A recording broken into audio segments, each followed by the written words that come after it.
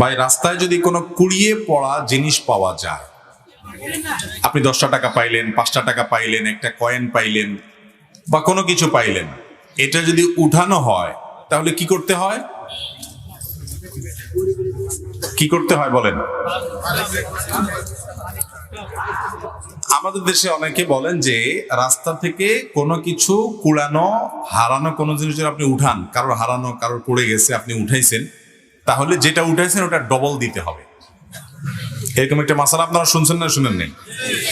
এই মাসালাটা কেউ একজন বানাইছে যাতে করে কেউ ভয়ে আর কারোর টাকা পয়সা না তোলে।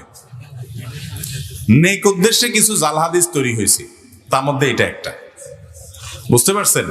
অথচ কোরআন হাদিসে কোথাও কথা বলা হয় না। আপনি এক কাঠি আগ বাড়িয়ে কেন এরকম নিজের মন গড়া মাসআলা বলবেন? এটা জায়েজ নাই, গুনাহের কথা। এ ধরনের কথা বলা যাবে না।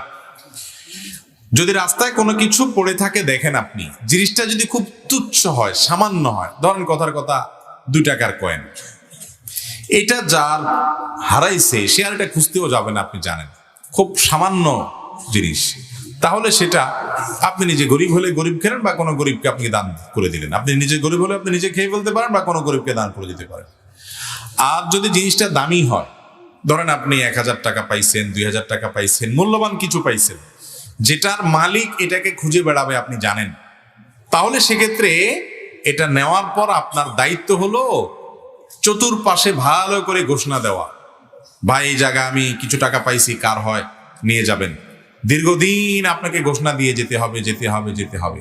কোনোভাবেই মালিক আর পাওয়া যাচ্ছে না, কোনো হদিস নাই, কোনো আলামত নাই, কোনো কিচ্ছুতেই পাচ্ছেন না, আর আশাও নাই।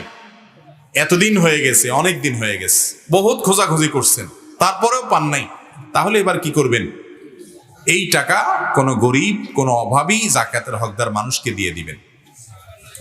ওই ব্যক্তির তরফ থেকে, যে আল্লাহ এই টাকার যে মালিক, তার তরফ থেকে আমি দান করে দিলাম, সবটা তার অ্যাকাউন্টে জমা হবে। আর আপনি যদি এরকম করেন যে আপনি ওইটা নিয়ে একটু খুঁজলেন, খোঁজাটা এমন ভাবে খুঁজলেন যাতে কাউকে না পাওয়া যায়, এই টাইপের খোঁজা খুঁজলেন। হ্যাঁ,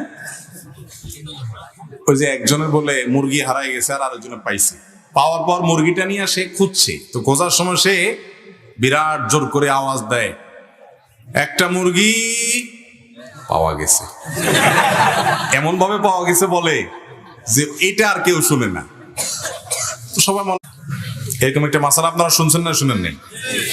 এই মাসালাটা কেউ একজন বানাইছে যাতে করে কেউ ভয়ে আর কারোর টাকা পয়সা না তোলে। নেক উদ্দেশ্যে কিছু জাল হাদিস তৈরি হয়েছে, তার মধ্যে এটা একটা।